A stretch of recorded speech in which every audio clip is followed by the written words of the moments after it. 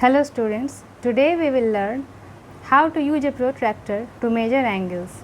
This is a protractor. Here you can see 0 degree angle, and then we have smaller lines which represent 1 degree, 1, 2, 3, 4, 5 and to 10. This will be 10 degrees. But you can see here it is 0 degree and 180 degrees both, and here also same thing. So why is it so? That is because angles can have different orientations. See, first of all, here are two line segments which are forming an angle, and here is the vertex of the angle, the common point in between these two line segments. So this point where these two lines are intersecting, we will put this point over this vertex like this, and then we will see where this line is going. First of all, this line, this arm of the angle, this will be 0.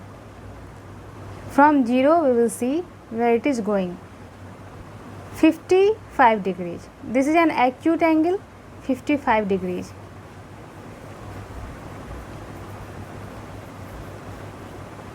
Acute angle. Now in this angle, this line will be 0.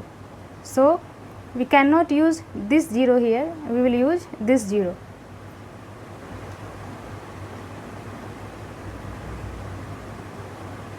Now see where it is going. This is 64. This is also an acute angle. An acute angle is an angle whose value lies in between 0 degrees and 90 degrees. Be careful that 0 degree is not an acute angle and 90 degrees also not an acute angle, but any measure in between 0 and 90 is said to be acute angle. Now look at this.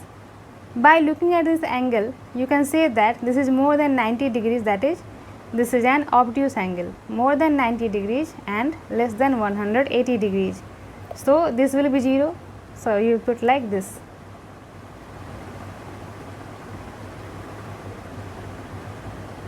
So this is coming up to roughly 1 less than 130, that is 129 degrees.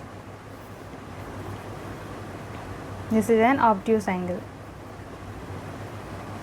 In between 90 degrees and 180 degrees. Now look at this one. This line will be 0.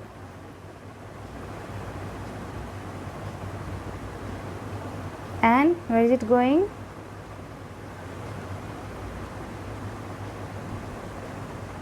You see, 110, 9, 8, 7. This is 107 degrees. This is also an obtuse angle.